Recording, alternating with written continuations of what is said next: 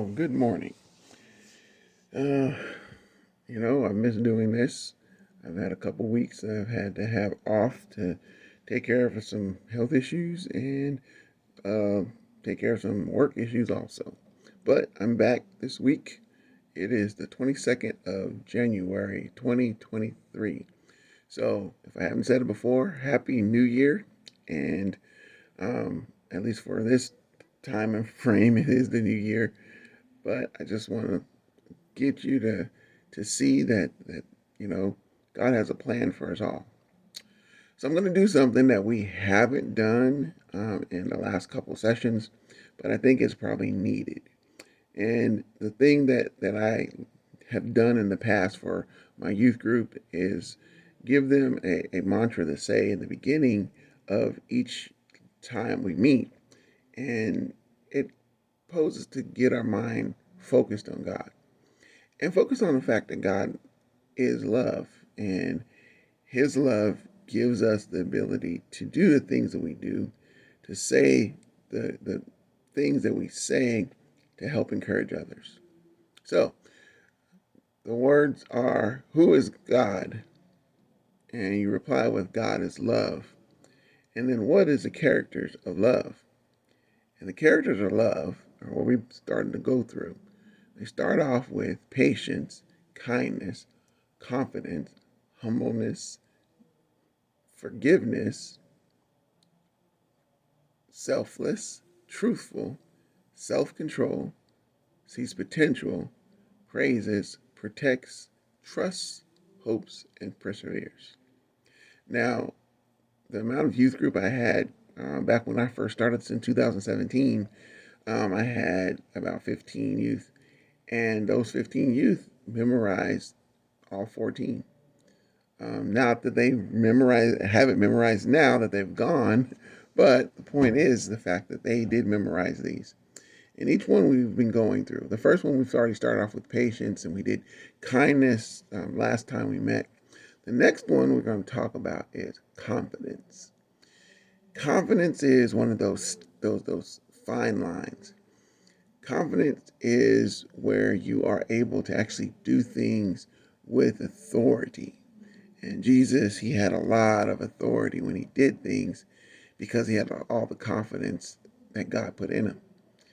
So for us, confidence is one of those things that um, we know enough to um, we know enough to perform the task at hand. Confidence is something where you have to be vigilant and not letting yourself get cocky. And next week, we're going to deal with, or I should say, the next session, we're going to deal with something called humbleness.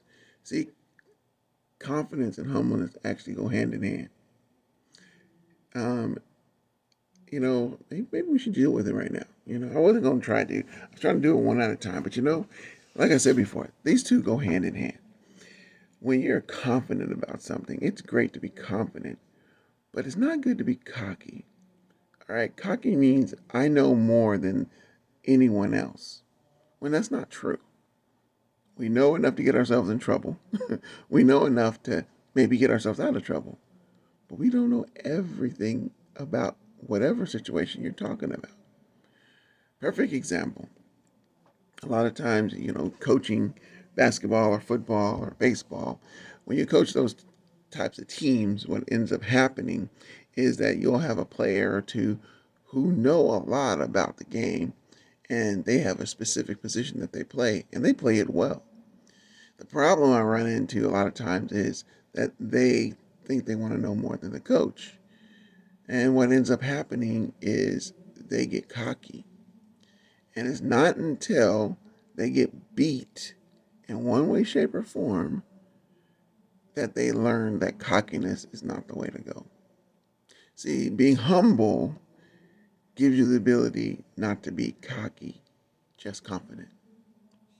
See, confidence is that great equalizer when it comes to things that we may or may not know. Humbleness gives us the ability not to let our ego get the best of us. Humbleness lets us understand that we don't know everything. Humbleness lets us understand that we can learn some more. When you have confidence enough to know you know a subject that you know, but humble enough to know that you don't know everything about that subject, that's what God wants us to be. Because there's things in my life, even now, that I'm 48 years old, that I'm still learning. I'll never claim to know everything. Whether it's sports, whether it's playing the drums, whether it's math, I'll never claim to know everything.